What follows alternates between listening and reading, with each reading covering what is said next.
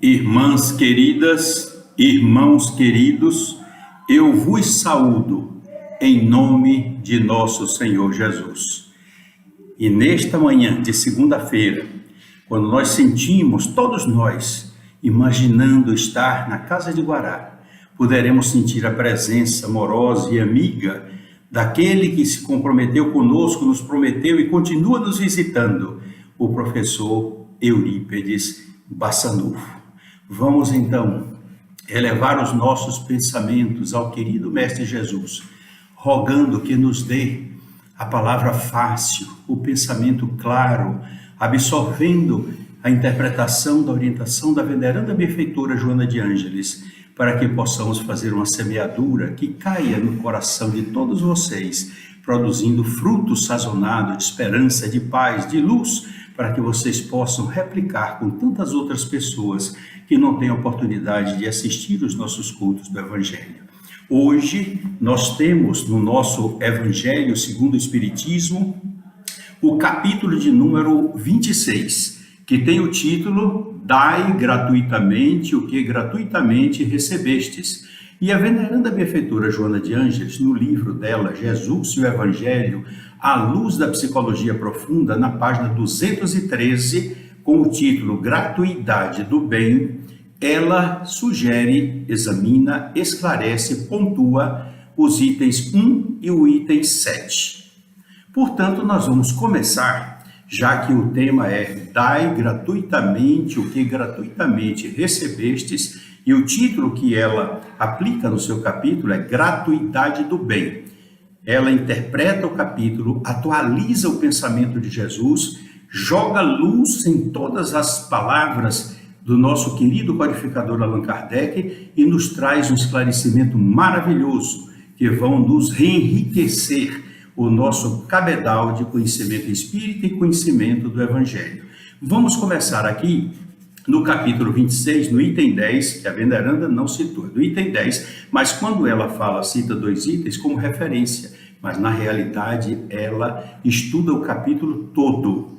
E nós tiramos aqui do capítulo 26, do item 10, a seguinte mensagem, um parágrafo que Allan Kardec colocou. Jesus e os apóstolos, ainda que muito pobres, nada cobravam pelas curas que eles realizavam. Para aí vocês têm uma ideia de como é que nós vamos abordar essa questão. Vamos aqui no capítulo 26, o item 1, que é uma passagem de Mateus, do capítulo 10, versículo número 8.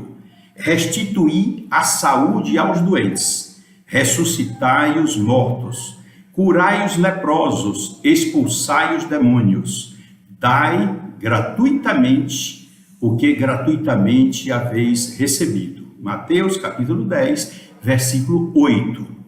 Nós vamos ver agora a decodificação desse enunciado.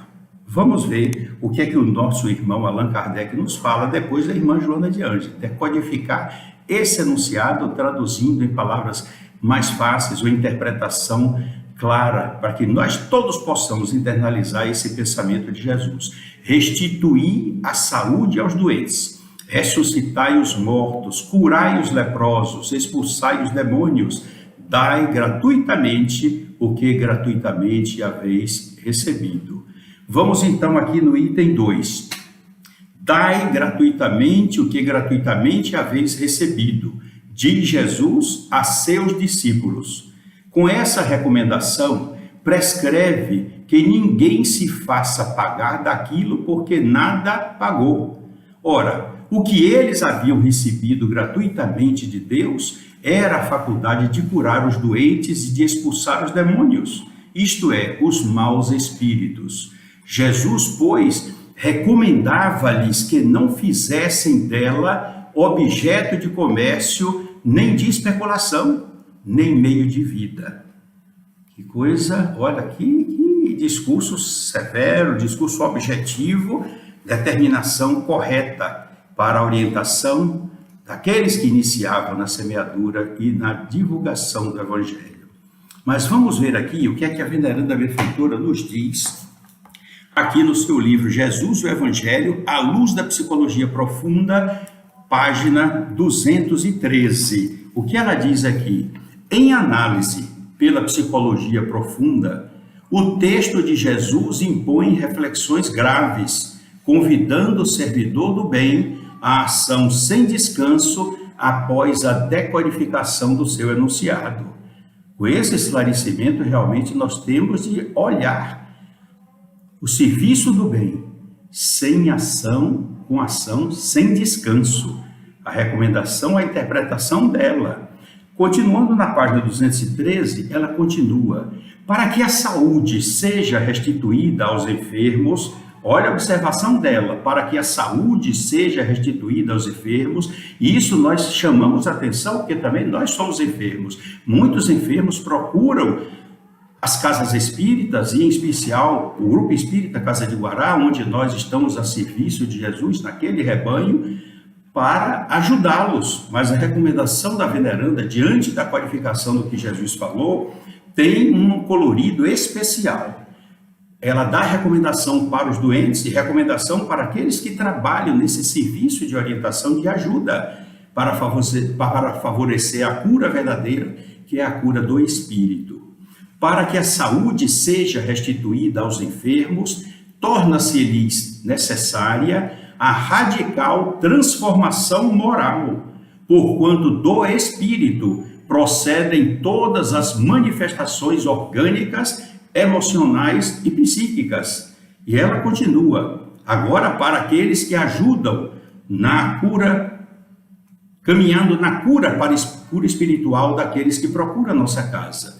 Aquele que empreende a tarefa de ajudar no processo da saúde, auxilia o enfermo a recuperar o equilíbrio interno e o refazimento das suas condutas, para que adquira harmonia perante as leis soberanas da vida. Portanto, em 2 parágrafos, a recomendação para aqueles que estão doentes e a recomendação para aqueles que trabalham na ajuda da recuperação desses pacientes. Ainda na página 13, ela diz: por isso, Jesus se refere à possibilidade de ressuscitar os mortos, despertando todos aqueles que se cadaverizam no erro. Ela usa a palavra cadáver e daí cria um novo verbete, uma outra palavra. Por isso, Jesus se refere à possibilidade de ressuscitar os mortos, despertando todos aqueles que se cadaverizam no erro, havendo perdido contato com a existência por estarem mergulhados nas sombras da ignorância e nas sombras da criminalidade, onde exaurem as forças vitais e entram em decomposição moral. Na página 214, ela continua: por outro lado, pode-se entender também aqueles que foram vítimas da morte aparente pela letargia ou catalepsia, à época de Jesus, consideradas como término da existência física. E aqui o esclarecimento maravilhoso para aqueles que ainda não tiveram conhecimento e de discernir. A morte real, a morte verdadeira, ocorre quando o tronco encefálico deixa de funcionar, dando início à desencarnação, cujo processo pode prolongar-se por tempo que corresponda ao estado evolutivo de apego ou não do espírito ao corpo. Então vamos agora ainda colocar a nossa interpretação, nosso entendimento com base no que ela informa. A morte real ocorre quando o tronco encefálico deixa de funcionar, dando início, naquele momento, à desencarnação, cujo processo se prolonga por tempo que corresponda ao estado evolutivo de apego ou não do espírito ao corpo. Então, a desencarnação, conforme nos orienta Allan Kardec, nos espíritos superiores, muitas vezes ocorre antes de acontecer a morte do corpo físico. Ou seja, quando o tronco encefálico deixa de funcionar, os espíritos superiores muitas vezes já deixaram o corpo. Mas nós outros é diferente. A desencarnação, o processo pode se prolongar, pode ser horas depois, um dia depois, semana depois, um mês, anos depois, e ainda o espírito está preso aos restos mortais. O nosso venerando amigo André Luiz, nos seus livros, ele nos fala de algumas vezes que ele foi ao hospital e viu ainda espíritos com aquele cordão prateado ligado, entrando na terra, ligando aos restos mortais que estavam na sepultura, ali enterrada, ligando a eles, e eles sem poderem sair, sem poderem se desligar. Então é muito importante compreender isso. Por isso que certa vez uma pessoa me perguntou assim: Ari, você é seu colega fulano e tal, é verdade que ele desencarnou? Eu digo, eu não sei. O corpo morreu, né? No sentido de que o tronco encefálico deixou de funcionar. Mas eu não sei se ele foi desligado do corpo ou não, depende do grau de evolução dele. Por isso que muitas vezes nós deveremos nos preparar para esse momento, através dos nossos gestos de bondade, de caridade, propagar o nosso amor, conquistar a simpatia dos bons espíritos, para que eles, nesse momento em que a morte do corpo ocorra, eles favoreçam a nossa desencarnação. É isso que nós precisamos aprender. A reencarnação não é imediata. Depende, como ela diz aqui, a morte verdadeira, a morte real, ocorre quando o tronco encefálico deixa de funcionar. Aí dá início à desencarnação. O processo pode prolongar-se por tempo que corresponda ao estado evolutivo de apego ou não do espírito ao corpo. Portanto, pode se demorar ou não. É preciso que nós aprendamos essas informações para ficarmos com um conteúdo cada vez iluminado pela doutrina espírita.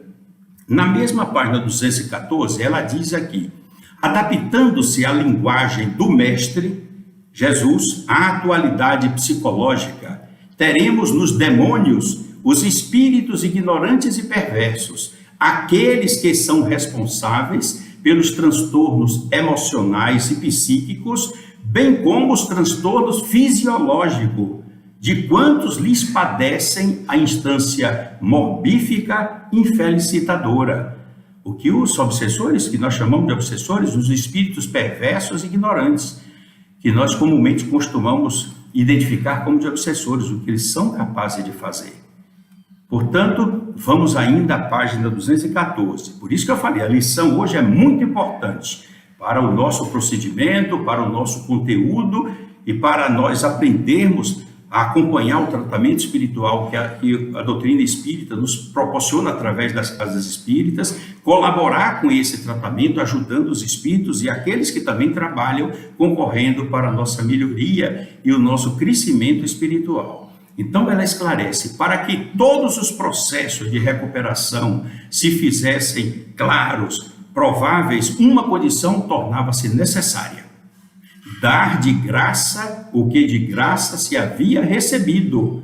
Dessa forma, a faculdade espiritual encarregada de produzir resultados saudáveis obedece à ética da dignidade, que confere a energia curadora, as ondas benéficas que podem propiciar o retorno do bem-estar, do equilíbrio e do refazimento para aquele que procura Jesus. Na página 217, ela diz aqui: harmonizado com o bem, harmonizado com o bem, bem com letra maiúscula, as forças morais geram energia curadora, que altera a mitose celular, a multiplicação de células, agindo nos fulcros do perispírito e recompondo a sua malha vibratória, a fim de que o organismo se beneficie e se refaça. Vocês vejam que maravilha esses esclarecimentos, harmonizando com o bem. As forças morais geram energia curadora, que altera a multiplicação celular, altera a mitose, produzindo equilíbrio nas mitoses, agindo nos fulcros do perispírito e recompondo a malha do perispírito, essa malha vibratória, a fim de que o organismo se beneficie e se refaça, se revigore. E ela continua, na página 217, sintonizado com as esferas superiores, recebe as vibrações compatíveis com as necessidades dos pacientes, aqueles que estão trabalhando para ajudar, sintonizado com as esferas superiores, recebe as vibrações compatíveis com as necessidades do paciente e imprimem essas vibrações nos seus fulcros energéticos, alterando o comportamento fisiológico, que passa a ter novo dimensionamento e nova reorganização. Vocês vejam que trabalho maravilhoso essa intercessão para ajudar os pacientes, mas é preciso que os pacientes mantenham uma sintonia com o bem, para que possam, segurar, vamos dizer assim, entre aspas, segurar essas energias, fazendo com que elas realmente se transformem, mantenham o organismo, produzindo no organismo um novo dimensionamento e uma nova reorganização, como diz a veneranda benfeitora Joana de Ângeles. E aí ela continua: concomitantemente, a renovação moral do enfermo faculta-lhe a fixação das energias saudáveis que irão trabalhar o seu ser, proporcionando-lhe bem-estar e paz. É o que eu estava dizendo. É preciso que o paciente colabore. Pensamentos elevados, otimismo, orações diárias, ao amanhecer, durante o dia, o exercício do seu trabalho no campo do bem é uma verdadeira prece para Deus. E antes de deitar, fazer uma outra oração, pedindo aos espíritos amigos que o levem durante o desmembramento do desenvolvimento dali do sono, o desdobramento espiritual, leve para receber conselhos, orientações e luzes que lhes permitam acordar pela manhã sentindo o reflexo desses contatos amorosos e relevantes para nós. Por isso ela conclui: jamais a mediunidade poderá transformar-se em profissão sob qualquer pretexto, conforme ela se apresente. Vamos voltar para o Evangelho segundo o Espiritismo, no capítulo 7. No capítulo 7, aqui. Os médiuns atuais, pois que também os apóstolos tinham mediunidade, igualmente receberam de Deus um dom gratuito, o de serem intérprete dos espíritos para a instrução dos homens, para lhes mostrar o caminho do bem e conduzi-los à fé, não para lhes vender palavras que não lhes pertencem, a eles médiuns. Tal a razão, porque a mediunidade não constitui privilégio, e fazê-la pagar seria desviá-la do seu providencial objetivo. Vamos agora ao item 9, capítulo 26, do Evangelho segundo o Espiritismo, de Allan Kardec, item 9. O Espiritismo, compreendendo o lado sério da questão da mediunidade, elevou a mediunidade à categoria de missão. E no capítulo 10, no seguinte, ela diz: a mediunidade é coisa santa, que deve ser praticada santamente, religiosamente. Procure, pois, aquele que carece do que viver, recursos em qualquer parte, menos na mediunidade. E aqui nós fazemos uma ressalva. Muitas vezes o médium não cobra, mas aceita, aceita coisinhas, presentinhos, coisas que podem, vamos dizer assim, ser convertida ou transformada ou traduzida como uma espécie de pagamento. O médium não deve aceitar. O médium deve orientar as pessoas para que convertam aqueles mimos, aqueles presentinhos em dinheiro, que comprem, que promovam a aquisição de pães, leite, o que for necessário para a alimentação daqueles que necessitam. É preciso que a pessoa dê de si para os outros e não dê nada ao médium, que ele está fazendo a sua missão, ele está desempenhando a sua missão e irá prestar contas da sua administração, como disse Jesus: irás prestar contas da sua administração. E é preciso que ele, depois que haja desencarnação no plano espiritual, ele irá prestar contas, mostrar as suas mãos limpas por não ter recebido nada, nenhum dinheiro, nenhum presente, nenhum mimo, mas ter a consciência tranquila de que orientou todos os pacientes que foram à casa espírita para que aprendessem a doar de si mesmo, a oferecer o seu coração, desenvolver a sua capacidade de amar, de transformar esse amor num amor mais sublime, o que muda o nome para caridade. Por isso, vamos novamente ler, vamos novamente repassar para vocês o que a veneranda benfeitora Joana de Ângeles nos diz na página 216. Na página 216, quem realmente se dedica ao bem, o faz com gratuidade, experimenta júbilo, alegria incomparável, que se expressa mediante a felicidade de poder doar, ao invés de receber, ajudar antes de ser beneficiado.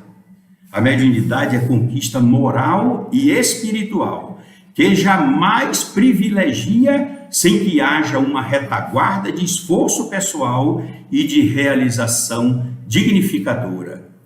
A veneranda é maravilhosa nesse sentido. Por isso que vamos aqui na página 217, quando ela diz: jamais a mediunidade poderá transformar-se em profissão sob qualquer pretexto, conforme se apresente.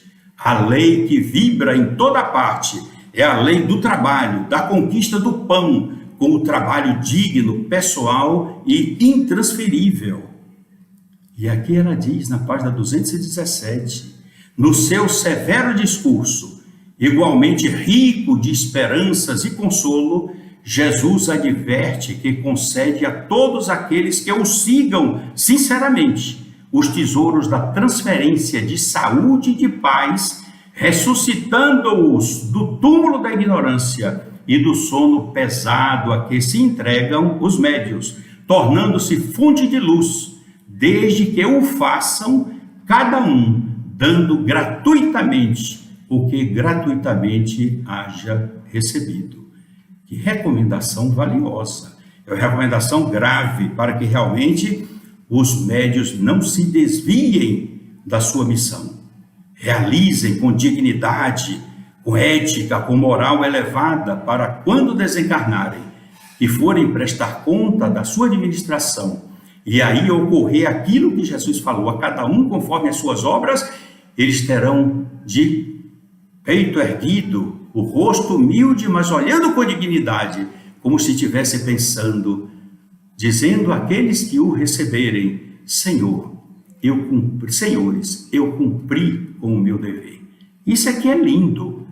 Agora nós vamos buscar, para concluir, o auxílio da veneranda benfeitora Amélia Rodrigues, nesse livro, Quando Voltar a Primavera, no capítulo No Crepúsculo, Jesus. Ela conta, aí é que está, por que é que eu estou mostrando para vocês? Por que é que eu trouxe para aqui? Porque quando Allan Kardec colocou no capítulo 26, ele colocou um versículo só. Ela coloca todos os versículos e os contatos que Jesus teve com eles, não somente para dizer aquilo que ele disse, ressuscitar os mortos, isso, curar. Vocês já sabem, é um versículo só. Amélia Rodrigues, ela analisa, comenta, interpreta toda a parte que Mateus, do versículo 1 ao versículo final, que ela comenta. Então é bom que vocês acessem esse livro, Quando Voltar a Primavera, no capítulo No Crepúsculo, quer dizer, olha, no crepúsculo, a parte da tarde, né, o sol se pondo. No crepúsculo, Jesus. Portanto, ela esclarece, ela narra o contato que Jesus teve, os objetivos, para vocês complementarem, ampliarem essas informações que nós passamos para vocês do Evangelho segundo o Espiritismo, da veneranda benfeitora Joana de Ângeles, do campo moral que ela trabalha, mas no campo histórico, a forma como Jesus os chamou para orientar é maravilhosa. Essa colocação da professora Amélia Rodrigues, e eu adoro os livros dela também. Já li, reli várias vezes, mas sempre é uma oportunidade maravilhosa de absorver esses ensinamentos. E ela começa: o Senhor Jesus reuniu os 12 apóstolos e, fitando-os com inefável doçura, passou às instruções, despertando todos eles para as responsabilidades graves do futuro que viria. O que deveria ser dito teria que ser enunciado em compasso de ternura.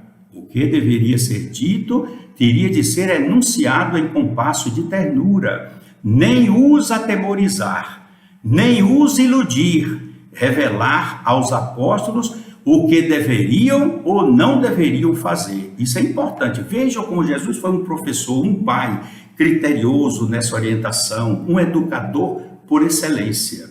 Prognosticou a finalidade do evangelho, as responsabilidades que lhes caberiam desenvolver, os compromissos a assumir e concretizar. A palavra gentil de Jesus, repassada de ternura, abria-lhes a visão anterior para os trabalhos que deveriam modificar as estruturas sociológicas do planeta Terra e de todas as criaturas. Viram que missão grandiosa a espalhar o evangelho de Jesus? E aí ela continua: seriam os apóstolos, aqueles que distribuíam o evangelho, os portadores da revolução do amor, em que os proletários e infelizes, os fundamente marcados pela dor, os prepotentes e caídos no arrependimento, fruiriam o amparo da esperança e a oportunidade de ascensão, de elevação, mediante os recursos do sacrifício e da abnegação. Mas que coisa maravilhosa, meus queridos irmãos, que coisa, eu às vezes fico mentalizando aquele momento que seria eles ali escutando as lições de Jesus, e se vocês lerem o capítulo de Amélia, vocês vão se imaginar lá também, junto deles, e Jesus com aquele doçura, aquele carinho, mostrando tudo pelo que eles iriam passar. Está também em Mateus, versículo 1 ao versículo 33. Ela analisa tudo. É um capítulo de várias páginas, mas que vocês vão ser, beneficiados com tanto banho de luz e de orientação. Por isso, meus queridos irmãos, eu desejo que vocês repassem essas orientações em casa, analisem, observem o cuidado do educador Jesus na preparação daqueles apóstolos para o que viria, como nós estamos vivenciando aquilo que eles realizaram. E nós somos os novos, poderemos nos considerar os novos apóstolos da modernidade, porque nós somos também transferidores do pensamento de Jesus, das palavras e orientações do seu evangelho, para aqueles que ainda estão desligados do comprometimento com o querido Mestre de Nazaré. Que a lição de hoje toque profundamente o coração de todos vocês, como tocou o meu profundamente. Eu me senti maravilhado com a leitura do capítulo do Evangelho segundo o Espiritismo de Allan Kardec, com o capítulo da veneranda benfeitora Gratuidade do Bem, da veneranda benfeitora Joana de Ângeles, e parece que foi a sobremesa, o capítulo da irmã Amélia Rodrigues. Eu vou explicar aqui para vocês não perderem. Quando voltar a primavera, está aqui, quando voltar a primavera. Portanto, vocês vão se beneficiar e vão sentir a preocupação, o interesse, o amor de Jesus pela humanidade. E tudo o que eles fizeram, os apóstolos conseguiram fazer e tiveram suas desencarnações dolorosas, mas fiéis ao pensamento do nosso querido Rabi Galileu, o nosso querido Mestre de Nazaré. Que Jesus os abençoe, que os ajude a ser os novos apóstolos da modernidade, ajudando através dos seus comportamentos, das suas vibrações mentais, ampliando o amor em todas as direções, praticando o bem, exemplificando a caridade em todas as circunstâncias das suas existências, inclusive partindo do lar com seus entes queridos, para que Jesus possa entender que Ele encontra em cada um de nós colaboradores fiéis e dedicados que vão ajudá-lo com menos dor e menos constrangimento a mudar este mundo para um planeta de regeneração. Que o Senhor os abençoe, os ampare, inunde os seus lares de muito amor, de paz, de alegria e de união, e aceitem carinhosamente este abraço paternal que eu ofereço a vocês, acompanhado de um beijo para os seus corações, um beijo cheio de paz, de luz, emoldurado de amor, carinho e de ternura. Fiquem com Jesus, que Deus os abençoe, meus queridos irmãos.